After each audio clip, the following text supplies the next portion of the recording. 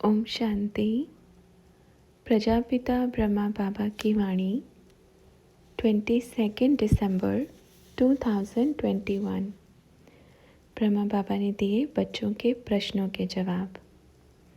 बाबा ने कहा, ओम शांति। आप सब बच्चों को नए साल की शुभकामनाएं। कैसे हो? ठीक हो? एकदम खुश हो? कौन आया था? मेरा बाबा आया था। कितना प्यारा बाबा है। हर एक बच्चे के प्रति कितना प्यार है बाबा को, कितना रिस्पेक्ट है ना। अब सोचो वो प्यार का सागर है, कैसे बहा के चला जाता है।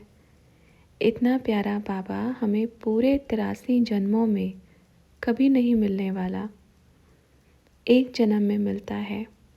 अब देखो समय कौन सा है, अभी अंतिम समय है। जैसे भक्ति मार्ग में हर कहीं ना कहीं किसी न किसी मंदिर में जाते हैं, क्या करने? हे भगवान, मेरी ये मनोकामना पूरी करना। कितने कितने वर्ष बीत जाते हैं पर मनोकामना पूरी नहीं होती। पर कोई सच्चे दिल से करता है तो उसकी पूरी भी हो जाती है। अच्छा, आज बाबा ने क्या कहा सब बताओ। देखो बाबा अपना कितना निर्माण है। सबसे बड़ी सरकार क्या कहती है कि सब कौन बैठे? सरकार बैठी है। ये है प्यार, ये बड़ा तीर्थ स्थान बनेगा। याद है ना बाबा ने क्या क्या बोला है? बाबा बोलकर जाते हैं और बच्चे भूल जाते हैं, अपने स्वमान को ही भूल जाते हैं। तो क्या भूलना चाहिए? हम बाप के सिरताज बन गए हैं, ताज में जड़ने वाला मुकुट पे वो हीरा बन गए हैं। तो बाबा ने हमें कहाँ बिठा दिया है? तो कितना नशा होना चाहिए। वाह, देखो मेरे बाप ने मुझे कहाँ बिठाया है। तो बच्चों ने कहा, बाबा ने आपके समान बनने के लिए कहा है। बाबा ने पूछा, किसके समान? तो बच्चों ने कहा, ब्रह्मा बाप समान। तो बाबा ने कहा, लेकिन बनना किसके समान है? यह सोचना हमेशा कि अगर ब्रह्मा समान बनना है तो ब्रह्मा पहले क्या था और किसके द्वारा बना? अपना बाबा तो बोलेगा, लेकिन ब्रह्मा बाप कैसे बना, किससे बना? शिव बाबा से। वो प्यार का सागर है, गुणों का सागर है, इतनी शक्तियों का सागर है। तो कैसे बना? शिव बाबा से। तो अब बताओ किसके समान बनना चाहिए? तो बच्चों ने कहा, बाप दादा समान। बाबा ने कहा, अच्छा होशियार है, दोनों बोल दिया ताकि दोनों में से एक को बुरा नहीं लगे। अपने को तो बिल्कुल भी नहीं लगेगा, क्योंकि अपना बाबा तो इतना प्यारा है ना। सबसे ज़्यादा महिमा योग्य अपना बाबा है। ऐसा प्यारा बाबा कहीं भी नहीं मिलेगा। निस्वार्थ प्रेम, सच्चा प्यार। आज के लौकिक दुनिया के पिता को भी बच्चों से स्वार्थ बन जाता है कि भविष्य में मेरी सेवा करेंगे, लेकिन अपने बाबा को तो वो भी स्वार्थ नहीं है। बाबा तो क्या बोलता है, पूरे सत्युग की चाबी दे करके मैं तो वानप्रस्थ अवस्था में चला जाता हूँ। कहाँ चला जाता हूँ? परम धाम में। तो आप सोचो, एक ऐसा पिता जिसको ये भी स्वार्थ नहीं है कि मेरे बुढ़ापे में सहारा मेरे बच्चे बनेंगे, तो सच्चा पिता कौन हुआ? जिसको कोई स्वार्थ नहीं है। ऐसा प्यारा बाबा, इतना अच्छा बाबा, उसकी याद तो दिल से निकलनी ही नहीं चाहिए, भूलनी ही नहीं चाहिए। लेकिन सबसे पहले बच्चे बाप को ही भूलते हैं, है ना। बाप को भूल के बुद्धि कहीं कहीं और दिशा में चली जाती है। ये देखो वंडरफुल बात है। ये पड़ गया ना आपका घर छोटा, चलो अब बड़ा लेते हैं, फिर उससे बड़ा लेते हैं, चलेगा? बच्चे सेवा करते करते थक जाएंगे, पर बाप घर लेते लेते नहीं थकने वाला, क्योंकि घर पूरा विश्व किसका है? बाप का है ना। आने वाला समय ऐसा आएगा, बच्चे बड़ा बड़ा पर बना करके देंगे, बाबा ये लो चाबी, ये चाबी रखो, सबको इधर ज्ञान सुनाओ, अपने आप ऐसा समय आएगा। तो आप बच्चे ये देखो कि अपना स्थान कहाँ है, कितने ऊंचे स्थान पर है। इसलिए बाबा क्या बोलते हैं, बच्चे कभी अभिमान नहीं आना चाहिए। अभिमान हमारा पतन कर देता है, हमें स्वमान में रहना है। भले आप बच्चे कितनी भी ऊंची पोजीशन पर पहुंच जाओ, कहीं पर भी, पर अभिमान नहीं आना चाहिए। क्योंकि आज के बाद जहाँ पहुँचोगे ना, बाप हाथ पकड़ के उठाता है। और ऊपर बैठ कर के अगर हम ये सोचें मैं तो मालिक बन गया, तो बाबा को छोटा बालक भी बनाना आता है ना। हमेशा सोचना है बाबा समर्पण, ये सब कुछ आपका है, मैं आपका हूँ, ये सब कुछ आपका है। मेरा मन, बुद्धि, शरीर, संस्कार, घर परिवार सब कुछ आपका है। तो मैं अभिमान किस चीज़ का करूं? जब ये भाव आएगा तो अभिमान अपने आप समाप्त हो जाएगा। इस चीज़ को ख़त्म करना है। बाप तो क्या पता कितने ऊंचे स्थान पर बिठा देगा जाके, पर ऊंचे स्थान पर बैठ कर के बाप को ही नीचा देखने लगे, ऐसे नहीं चलेगा। भल स्थान ऊंचा बिठाएगा, पर बाप ऐसे रहेगा, क्योंकि बाप से बड़ा सिंहासन किसी का नहीं है। है किसी का? नहीं हो सकता, क्योंकि अपने बाप से बड़ा सिंहासन इस संसार में किसी का नहीं है। तो ऐसी खुशी होनी चाहिए, चाहे आप कितना भी ऊंचा बैठ जाओ, पर बाप को ऐसे ही देखो, तब निर्माण कहेंगे।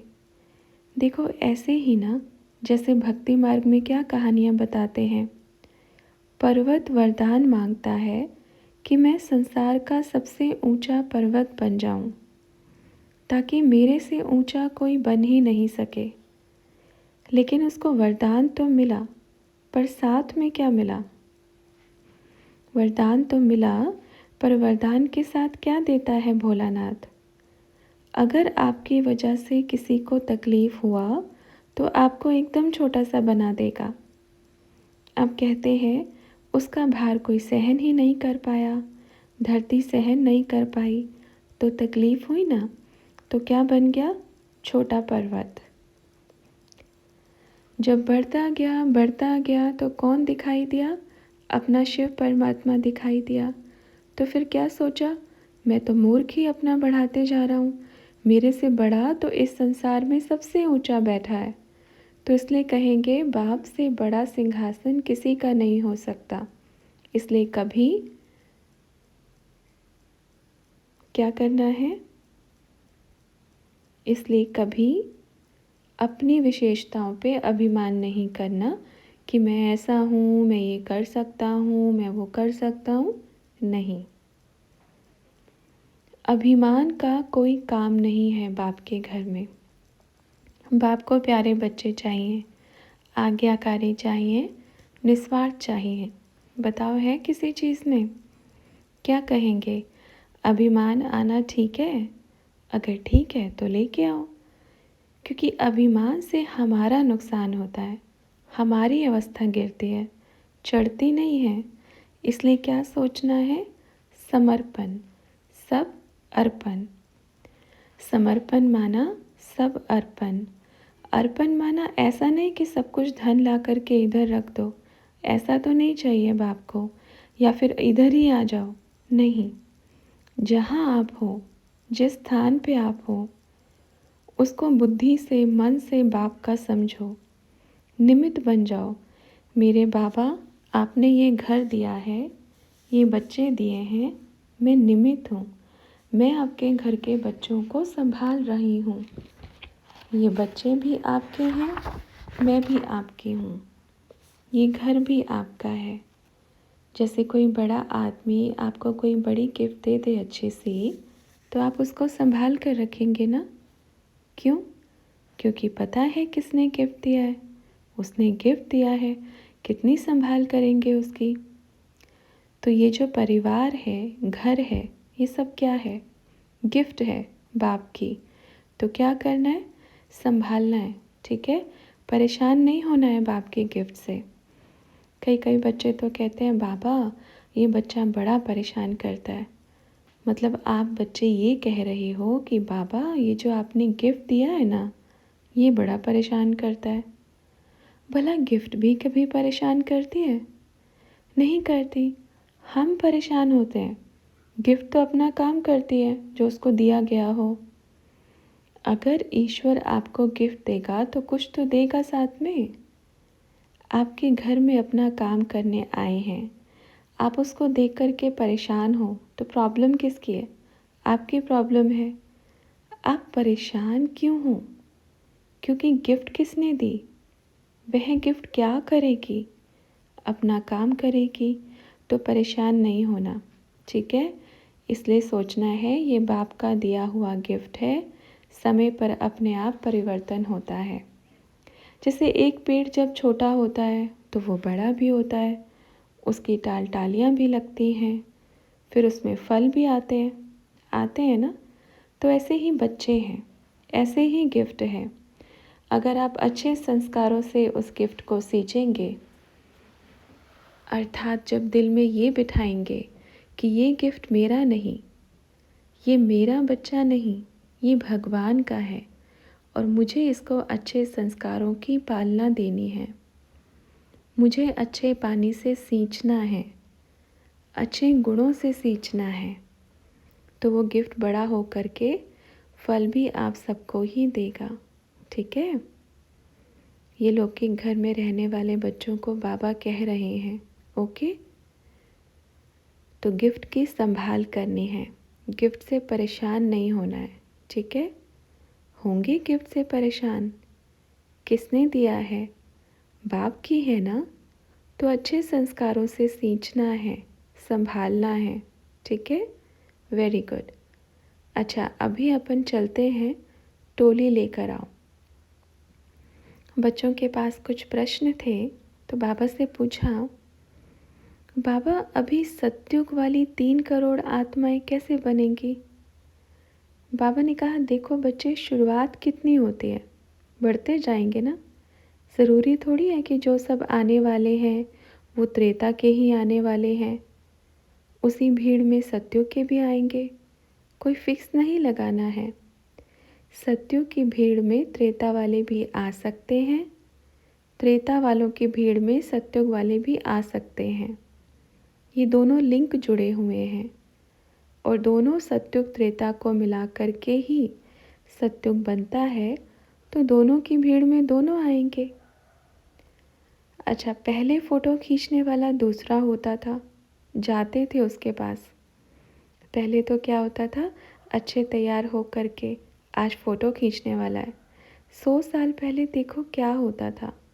कभी कभी फ़ोटो खींचने वाला आता था, बुलाते थे, या फिर कभी तैयार होके जाते थे तो सब पूछते थे, आज कहाँ जा रहे हो? तो कहते थे फ़ोटो खींचने जा रहे हैं। अब तो जहाँ भी देखो फ़ोटो खींचते हो, खाते हुए फ़ोटो खींचते हो, नाचते हुए फ़ोटो खींचते हैं, सोते हुए फ़ोटो खींचते हैं। लेकिन उस टाइम मालूम है क्या, पता कब कब फ़ोटो खींचता था?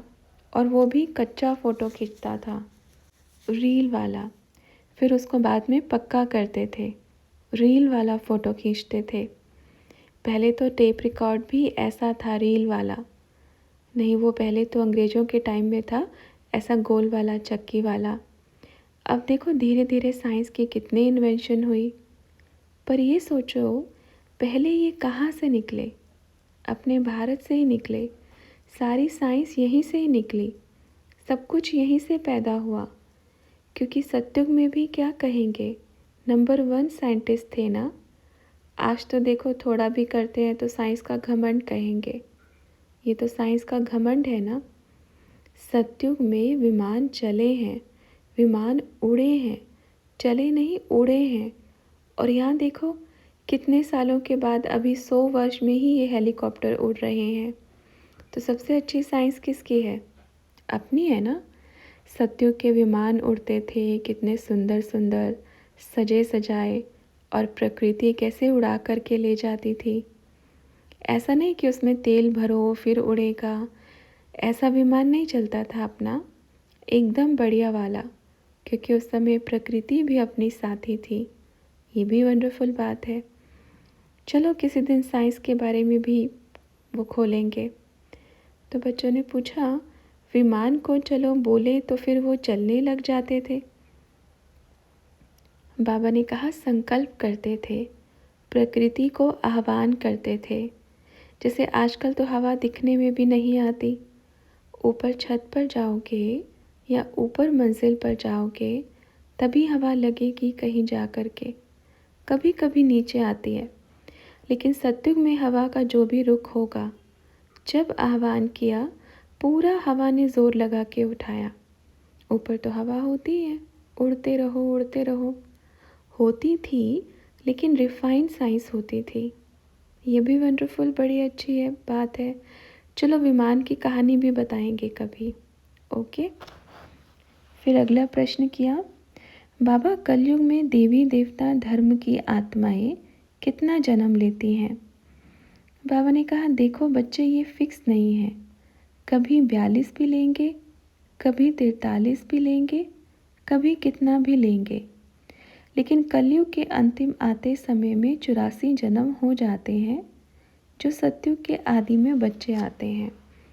क्योंकि ये किसका कहेंगे? कहते हैं ना, जो आदि में शुरू में आने वाले बच्चे हैं उनकी एक्यूरेट कहानी चलती है। उनके बाद का ऊपर नीचे कुछ कुछ हो जाता है थोड़ा बहुत। ठीक है बच्चों? ओके। अच्छा, फिर अगला प्रश्न किया, बाबा अक्षरधाम में जो बताया है वो सही है? मतलब उस समय से ही शुरुआत हुई थी साइंस की?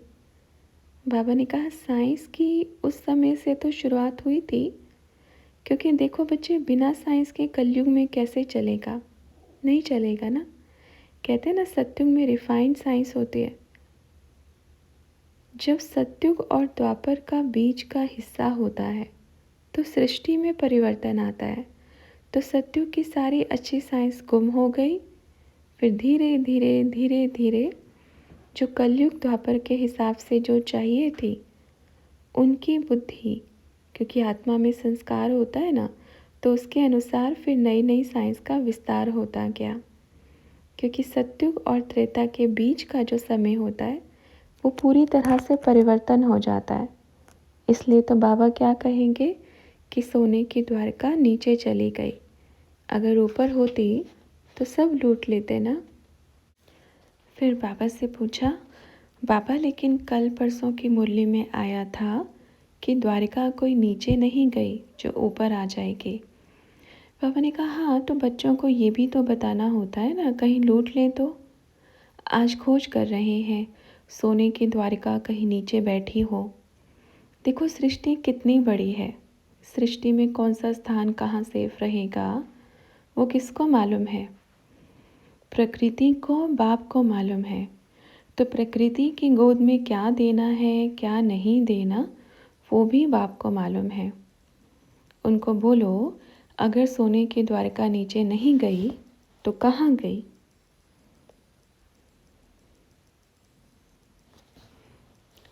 फिर बच्चों ने कहा, बाबा साइंस वालों ने समुद्र के अंदर में फ़ोटो निकाला है, वीडियो निकाला है रिसर्च करके कि समुद्र के नीचे एक बड़ा सिटी है, नगर है। बाबा ने कहा, नगर है पर वो द्वारका नहीं है। द्वारका किसी साइंस की दृष्टि में आ ही नहीं सकती। अगर आ जाए तो वो द्वारका ही नहीं है। सही है ना? क्योंकि अगर साइंस की दृष्टि में आ जाए तो वो द्वारका ही नहीं है। क्योंकि साइंस चाहे कितनी भी खोज करे, कहते ना, अगर बच्चे चतुर है तो बाप चतुर सुजान है। एक बाप भले बच्चे को सब कुछ बताएगा, कोई ऐसी कला नहीं बताएगा अगर बच्चा नालायक हुआ तो। लेकिन आज के समय में तो कलयुग में मालूम पड़े बस लूटने वाले। चलो, और जिसने बताया वो बाद में रोया। और बाबा ऐसा काम करता ही नहीं है, क्योंकि बाप बड़ा समझदार है। बुद्धिवानों की बुद्धि मालूम है कब मनुष्य का बुद्धि योग पलट जाए, भरोसा नहीं है। इसलिए बाबा ने अपने सोने की द्वारिका, अभी ही देखो, बाबा ने सिर्फ आत्मा और परमात्मा का ज्ञान दिया, ठीक है? पूरा ब्राह्मण परिवार क्या समझने लगा? हम सर्वश्रेष्ठ ज्ञानी हैं, अर्थात बाप के भी बाप हैं। हमारा बाबा ऐसे कहीं नहीं आ सकता। आ गया ना अभिमान, आ गया अभिमान। तो बताओ, जब वो पूरा ज्ञान ही नहीं दे सकता तो सोने की द्वारिका कैसे देगा? विचार करो, वो तो सोने की द्वारिका है। तो ये बाप है। इसलिए हम अगर ये सोचते हैं कि हमने ज्ञान को पूरी तरह से पा लिया और बाप को पूरी तरह से जान लिया और हमने पूरे सागर को हप कर लिया है, तो ये हो ही नहीं सकता। क्योंकि पूरा सागर, अच्छा कभी हो सकता है कोई पूरे सागर को समा सकता है? नहीं समा सकता। अगर समाने वाला होगा तो उससे भी बड़ा होगा, तभी वो सागर को समा सकता है। और अपने बाबा से बड़ा तो कोई है ही नहीं, क्योंकि समाने की शक्ति किस में होती है? बड़ी चीज़ में ना। जैसे इस घर का जितना भी सामान है, छोटे घर में समा सकते हैं, चाहे कितना भी भर दो, पर समा नहीं सकते। हाँ, पर ये जितना भी है बड़े घर में कहाँ गायब हो जाएगा मालूम ही नहीं पड़ेगा। ये बाप का प्यार है। फिर बच्चों ने कहा, बाबा ये जो गायन है कि चिड़ियों ने सागर को हप कर लिया, ये फिर किस प्रकार से है? बाबा ने कहा, ये इस समय की कहानियाँ हैं। चिड़िया कभी सागर को हप नहीं कर सकती, ठीक है? ये कहानियाँ हैं, ये कहावत है। बताओ ऐसा हो सकता है क्या? चाहे कितनी भी शक्तियाँ मिल जाएं, पर सागर को हप नहीं कर सकती, खाली नहीं कर सकती, इसलिए उसको सागर बोलते हैं। चाहे उससे कितनी भी नदियाँ बन जाएं और कितनी भी नदियाँ अपना अपना रुख ले लें, फिर भी सागर को हप नहीं कर सकती। अच्छा बच्चों, कहानियाँ तो बाप के पास बहुत है, पर समय की सीमा भी देखनी पड़ती है, क्योंकि आप बच्चे सिर्फ यहाँ हो, बाप को कहीं और भी जाना पड़ता है सबकी आवाज़ सुननी तो पड़ती है ना आवाज़। नहीं सुनेगा तो बाबा को सूचना कैसे देगा? तो बच्चों ने पूछा, बाबा आपका प्रतिरूप भी होगा ना? तो ब्रह्मा बाबा ने कहा, क्यों बनाए? बनाए ही क्यों, और ज़रूरत क्या है जब ओरिजिनल है तो बच्चों ने कहा, बाबा आप यहाँ बैठ के उसको वहाँ भेज देते। बाबा ने कहा, भाई किसी के साथ धोखा? मतलब क्या करना धोखा करके? सबके साथ ईमानदारी से रहना है ना। अपना बाबा सबके साथ ईमानदारी से रहता है। जैसे अपना बाबा ये काम कर सकता है, अगर यहाँ आएगा, यहाँ बैठ कर के पूरे संसार को चला सकता है, पूरे संसार को। कहते ना, बाबा अकेला नहीं आता है, पूरे विश्व को समेट कर यहाँ आपके साथ भी मिल रहा है और उनका कर्तव्य भी चल रहा है। ये बाप की शक्ति है, लेकिन अपन ऐसा नहीं करेगा। वो उनकी अथॉरिटी है, अपन की अथॉरिटी नहीं है। फिर बच्चों ने पूछा, बाबा जब शिव बाबा यहाँ पर होते हैं तब कुछ भी ऐसी घटनाएं नहीं होती? बाबा ने कहा, देखो बच्चे, घटनाएं हों या नहीं हों उससे कुछ नहीं। घटनाएं अपने समय पर घटेंगी ही घटेंगी, वो थोड़ी टलेंगी। हाँ, लेकिन पूरे विश्व को बैठ करके चलाने का कर्तव्य बाप का है। ये बाप की शक्ति है। अगर हम कहें कि हमने बाप को जान लिया है पूरी तरह से, तो ये कभी नहीं हो सकता। ये अभिमान है।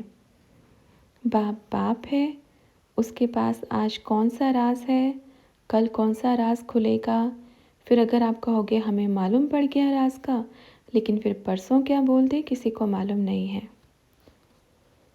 फिर अगला प्रश्न किया, बाबा तो सर्वशक्तिवान है, हर चीज़ के सागर हैं, हम लोग भी उनके ही बच्चे हैं और कहते भी हैं पुत्र पिता समान होता है। पर बहुत सारी आत्माएं बहुत अभ्यास करती हैं, फिर भी बाबा के गुणों तक भी नहीं पहुंच पाती। क्या कारण है? तो ब्रह्मा बाबा ने जवाब दिया, देखो बच्चे, बाप सागर है गुणों का, और मास्टर कौन है? बच्चे, ठीक है, मास्टर है ना, जिसने मेहनत किया, लगन से पुरुषार्थ किया, वो पहुंचता है। क्यों नहीं पहुंचता? क्या 8 रतन 108 रतन ऐसे ही बन गए? पहुँचे हैं ना? गायन क्यों है माला के मनकों का? ऐसे ही 33 करोड़ का गायन है, करोड़ों में गिनती है। लेकिन आज 108 उन्होंने उतनी धारणा किया, उतना पुरुषार्थ किया, उतनी मेहनत किया और मेहनत से वो पद की प्राप्ति कर ली। पहुँचे ना? तो बच्चों ने कहा तो मेहनत और उधर से बाबा से भी मिलता है, दोनों तरफ से होता है ना? तो बाबा ने कहा बाबा से मिलता है, बाबा से तो भरपूर मिलता है और वो ऐसा नहीं कि किसी एक को ही मिलेगा। कई बच्चे कहते हैं बाबा गृहस्थियों के लिए क्या? बाबा के सामने गृहस्थी और कुमार कुमारियाँ अब बराबर हैं। वरदान वो सबको बराबर देता है, लेकिन धारण करने की क्षमता, ताकत और अपने संस्कारों को परिवर्तन करने की ताकत किसमें है, वो देखना है। जब बाबा वरदान बांटता है तो ये नहीं देखता कि इसकी बुद्धि छोटी है या बड़ी है, वो सबको देता है। बाप की तरफ से कोई कमी नहीं है, पर बच्चे ही first class, second class, third class बनते हैं। ऐसा नहीं है कि जो फर्स्ट क्लास वाला होता है उसको विशेष कुछ देता है वो, ऐसा कुछ नहीं है। टीचर जब पढ़ाता है पूरी क्लास को पढ़ाएगा ना, पढ़ता है ना पूरी क्लास को, उसी में से कोई फर्स्ट बनता है, सेकंड बनता है, थर्ड बनता है, उसी में से बनता है ना। एक ही फर्स्ट आता है, आजकल तो दो दो भी फर्स्ट आ जाते हैं। अच्छा, फिर अगला प्रश्न किया, बाबा जब गौतम बुद्ध ने इतनी तपस्या की, फिर उनके शरीर में धर्म पिता आए तो उन्होंने कार्य किया, तो गौतम बुद्ध को क्या प्राप्ति हुई? बाबा ने कहा अच्छा, आज इतना सम्मान हो रहा है, इतने उनके फॉलोअर्स हैं, इतनी दुनिया में उनकी पूजा हो रही है, क्या ये प्राप्ति नहीं है? है ना प्राप्ति, इसी को ही बोलते हैं प्राप्ति। उनके अपने ज्ञान के आधार से तो उनको प्राप्ति मिली कि उन्होंने अपना शरीर दिया। किसको दिया अपना शरीर? उस आत्मा को दिया ताकि वो एक धर्म स्थापन करे। और आज जब पूजा होती है तो जिसने शरीर में प्रवेश किया उसकी नहीं होती, शरीरधारी की होती है ना।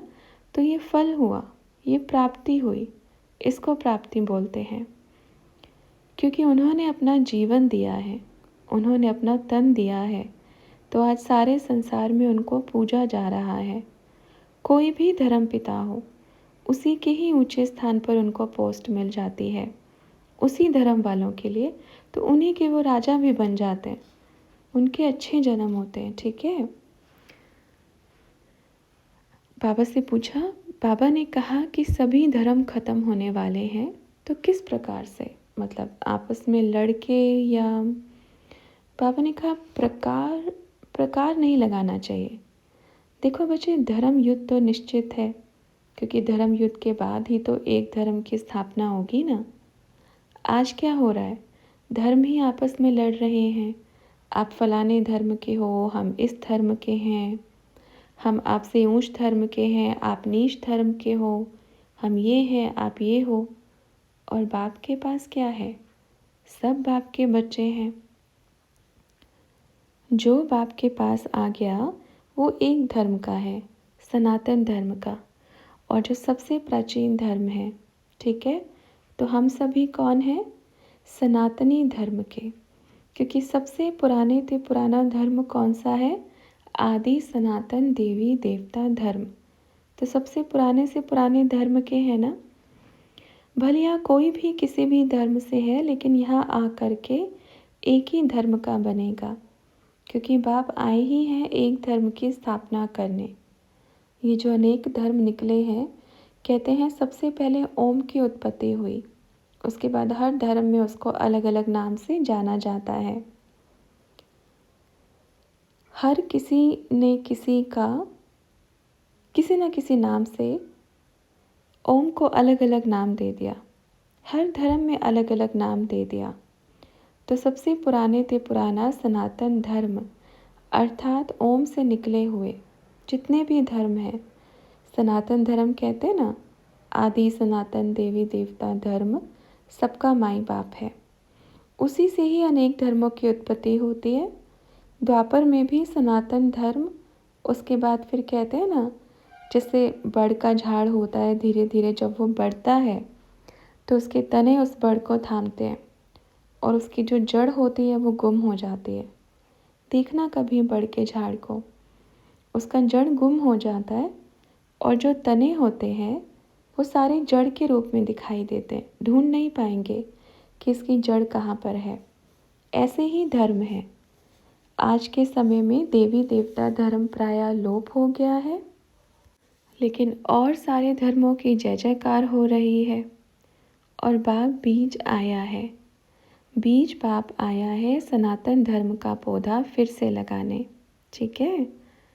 फिर बाबा से पूछा, बाबा ये आधे से ज़्यादा ख़त्म होंगे धर्म युद्ध में? बाबा ने कहा, बिल्कुल, धर्म युद्ध बोलते ही क्यों हैं, कहते हैं धर्म युद्ध। फिर सब बाहर बाहर वाले आपस में लड़कर मर जाएंगे, फिर बीज बचेगा एक मुट्ठी। क्या बचेगा? एक मुट्ठी बीज बचेगा पूरी सृष्टि का। और कोशिश करो कि हम बीज हैं ऐसा पुरुषार्थ करना है। और बीज कमज़ोर नहीं होता, बीज ताकतवर होता है। कभी कमज़ोर बीज लगाया? अगर अनाज भी होता है ना तो मोटा दाना देखेंगे, भाई अच्छा बीज है, ऐसा ही पैदा होगा। कभी कमज़ोर दाने को लगाया जगह पे? नहीं लगाते ना। किसी भी चीज़ का बीज देख लेना आप, पहले उस बीज के बारे में जानकारी निकालेंगे, भाई ये बीज कैसा है। एक दो से पूछेंगे, ये बीज ठीक है ना, कमज़ोर तो नहीं है, फल तो देगा ना अच्छे से। इसलिए बाबा भी क्या है? पावरफुल बीज है। तो जो बीज वो बचाएगा वो भी क्या होगा? पावरफुल होगा। इसलिए सच्चा समर्पण होना चाहिए। बाबा, मैं आपके जैसा बनने का पूरा पूरा अभ्यास करूँगा और मैं पावरफुल बीज बन के ही रहूँगा। ठीक है बच्चों, बनना है ना बीज। अच्छा, बाप को आप बच्चों से मिलकर बड़ी खुशी मिली। तो बच्चों ने कहा, बाबा नए साल के लिए क्या नई सेवा है अभी? बाबा ने कहा, नए साल के लिए तो नए साल पर बताएंगे।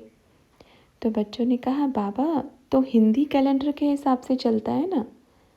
बाबा ने कहा, बिल्कुल, नया साल ही तो चल रहा है। यही तो कहते हैं ना, दीपावली के बाद तुरंत क्या आता है? नया साल। जैसे सतयुग में दीपमाला किसको बोलते हैं? जब लक्ष्मी और नारायण का स्वयंवर होता है तब बोलते हैं दीपमाला, अर्थात स्वयंवर को ही दीपमाला का नाम दिया गया है। सतयुग के हिसाब से चलते हैं, जैसे ही स्वयंवर हो जाता है उसी के अगले दिन से 111 शुरू हो जाता है। तो आपका नया साल तो दीपावली के अगले दिन से ही 1-1 का शुरू हुआ है। अब आप इंग्लिश में आ गए हो तो ठीक है, फिर आप लोगों को इंग्लिश के हिसाब से भी बताएगा, लेकिन आपका नया साल चालू है। ठीक है, तो इसलिए भारतवासी वही तो बोल रहे हैं ना, अपने धर्म को भूल करके दूसरी चीज़ों में फंस जाते हैं। नहीं तो अगर सच्चा सच्चा नववर्ष देखा जाए तो दीपावली के अगले दिन वाला ही होता है, क्योंकि सत्यों के हिसाब से स्वयंवर के बाद ही 1-1 से शुरू होता है। ओके। फिर बाबा से पूछा, बाबा कहते हैं कोहिनूर हीरा श्रापित है।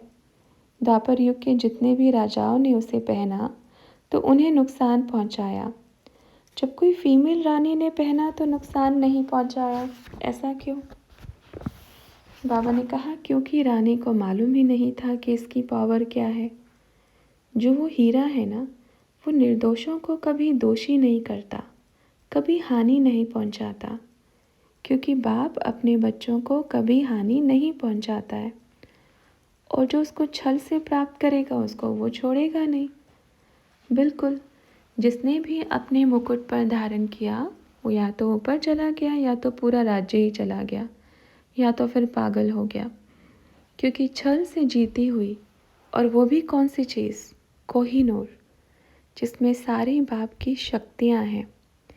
कहते ना, भक्ति मार्ग में जब राजा विक्रमादित्य को लगा कि अब मैं इसके लायक नहीं हूँ, तो उसने भी मंदिर बना के शिवलिंग पे स्थापित कर दिया, क्योंकि पतितपना सृष्टि में बढ़ता जा रहा था। और स्थापित करके खुद पहरेदार बनकर बैठ गया।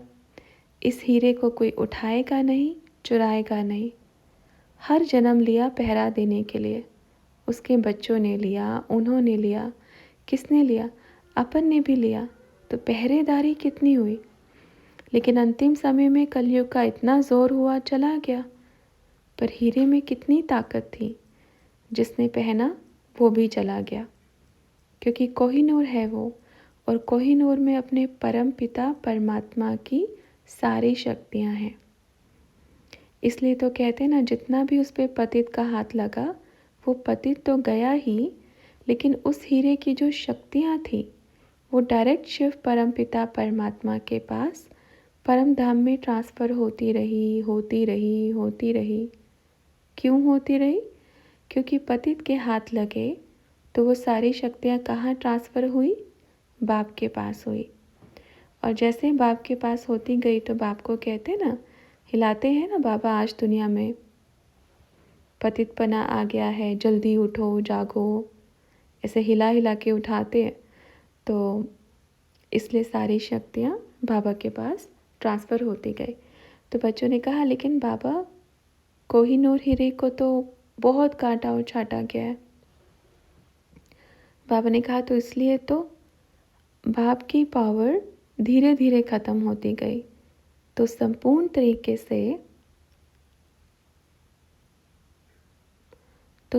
तरीके से तो बनेगा ना जब सत्युग आएगा।